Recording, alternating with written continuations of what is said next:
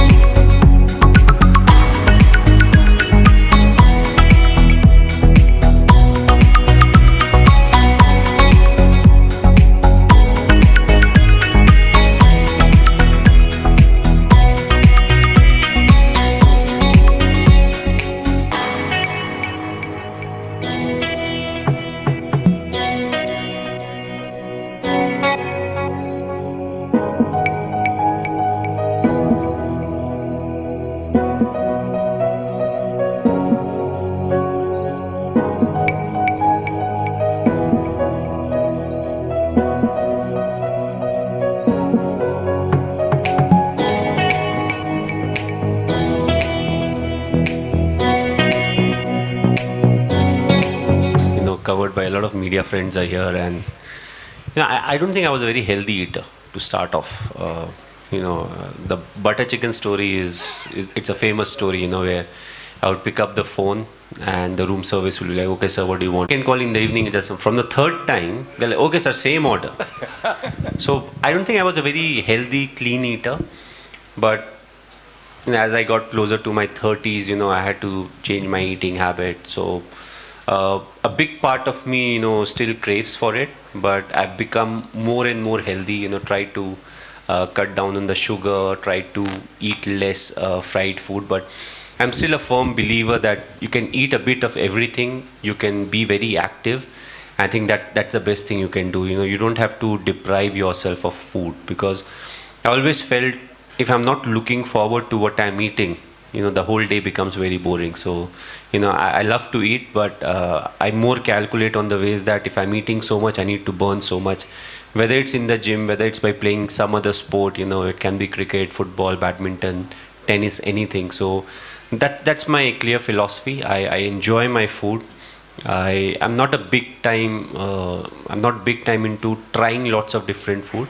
But I feel the Indian food is so great that I don't need to venture out too much, that the taste and the flavors that comes from different part of India. So a big foodie in me, but yes, if you have to be very fit and fine, you have to be careful about what you are eating.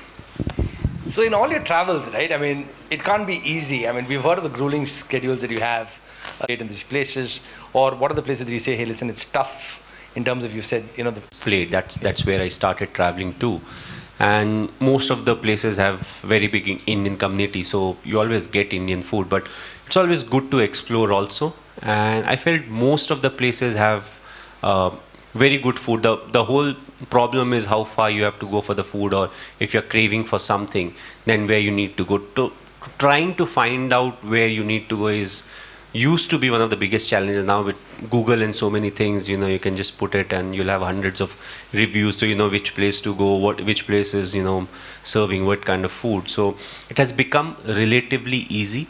One of the challenges what I saw other cricketers have was, if they're a vegetarian, a lot of them are vegetarian on particular days and all of that. So for me, the biggest challenge was to keep a track, what day it is. So that's why I eat 7 days a week, I eat 365 days a year, because there's no guilt feeling in, I'm supposed to be a veg on this day and that day. But overall, I think you have options. We have so many options nowadays, and how the world is also shifting towards other sources of protein, because a lot of research has been done, and what has come out is you need to eat decent amount of protein every day. You need to have good amount of protein in your meal, irrespective of whether you are a vegetarian or a non-vegetarian. So that's what I try to do also. And with God's grace, with the amount of Indian community that is all over the world, I don't think we are short of good food. Trying to find out is always an issue, but that's how it is. It's interesting that you eat a protein a couple of times, right? So talk to me about that. So you said you started off with this whole thing, but in athletes and sports people today, how have you seen the awareness or knowledge of proteins and the knowledge of diet in terms of fitness change in the last so many years that you've been playing? I think when it comes to all these research, I've been following it for last 10-15 years since I made my debut, which was 2004, and a lot of new research keeps popping up. Initially there was a big research done, and they said, okay, this sole is the best for you to run and all of that, and every 5 years, 10 years, something new will happen. And all of a sudden, another research came, and they said, bare feet running is the best you can do. So I'm like, last 20 years you have been telling something else. Similarly with food also, a lot has changed. When we started playing cricket, they were like, okay, you should have more rotis, less rice. Then completely shifted, and they are like, you may be gluten intolerant, all of that, try rice, try brown rice, wild rice, all these things, millet, all of that came. But I feel one thing that has remained throughout is the protein content because the muscles, they break down a bit every time you work out, and if the intensity is high, and then you need to supplement it, they need protein to repair the muscles.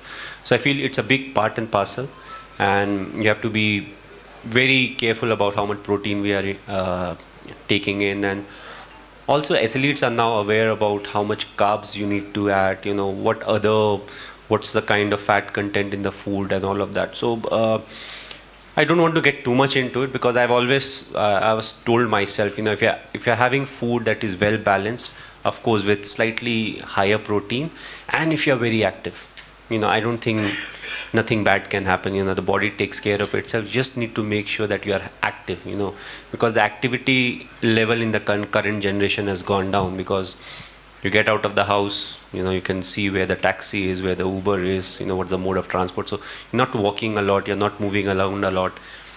Bangalore has a lot of traffic, so I don't think people get a lot of time out of office to go to a gym, because that time they are in the car or in transport. So protein intake is very important, and we all take care of it. Right? Well, that was my first question also. When they inquired about me, I was like, listen, I'm a non-vegetarian.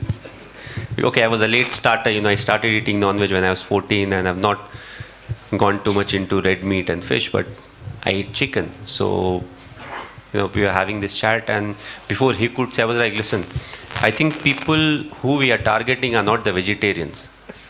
Who we are targeting are actually the people who eat non-veg, but people like me who also want to give their system a rest of, not keep eating the red meat and the white meat and the eggs, and also, it becomes as an option where still you're supplementing the protein that is needed by the body, but you're giving your body a bit of rest also, because veg is considered to be slightly more better for the body. You digest, all the systems are in much better shape. So I told him, like, this is what we are doing. I think we are targeting these kind of people, and also people who were non-vegetarian at some point of time, but for some reason left it and still crave for it.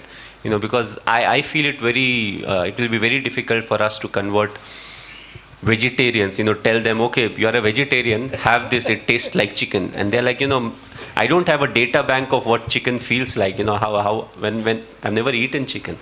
So it was interesting, but I think we were on the same page once we had a chat, and we realized, okay, this is what we are looking to do, and we want to provide people who eat non-veg, very good vegetarian options where the protein content is still very high, and the market we are, it needs to be tasty, and I feel that's what one of the emphasis was, that we want to provide snacks and foods and indulgences, that are very tasty. People should crave for it, people should come forward, and they should want it. I'm so close to the World Cup, if I don't ask you a cricket question, they're going to lynch me. I'm not playing the World Cup. The team has already left.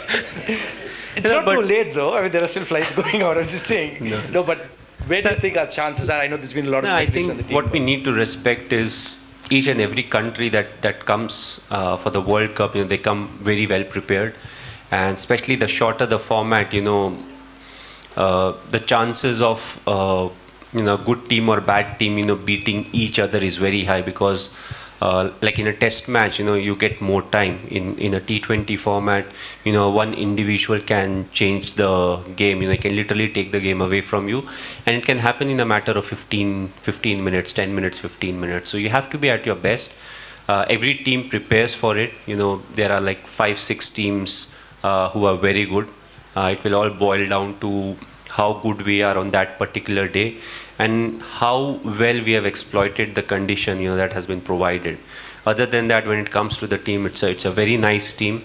They have been doing really well. So in my mind, I'll be just like, okay, all the game days should be their days. They should be playing to 80 to 90% of their potential, and the other team also, if they play to their potential, I think will win more often than not. So you don't want the bigger players of the opposition team, people who are big hitters or extraordinary bowlers. You don't want them to have an excellent day. That's it. You keep them in the check, and I think the result will take care of itself. On that note, Captain, thank you so much for coming. It's an absolute pleasure. I think everyone's super excited about where we are. So you said you were vegetarian till the age of 14, right? So what?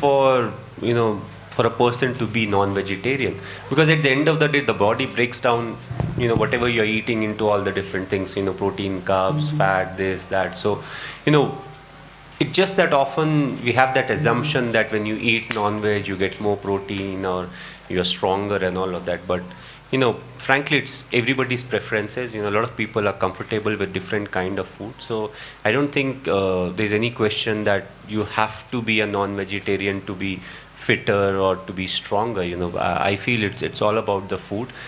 People should eat what they are comfortable with. It's just that they have to keep in mind everything as to how active they are, what is their requirements. If you have a desk job and if you're not spending a lot of time moving around, then what is a better food to eat, that you have to decide for yourself, because it may not show in 15 days, but you'll be in job for ages. So after a month, 2 months, 3 months, it will start having an effect on you. So we have to be intelligent about what we eat, and whatever you want to eat, that's a personal preference that everybody has got. But be happy with what you are eating, because it's easier to keep following it once you are happy with your food.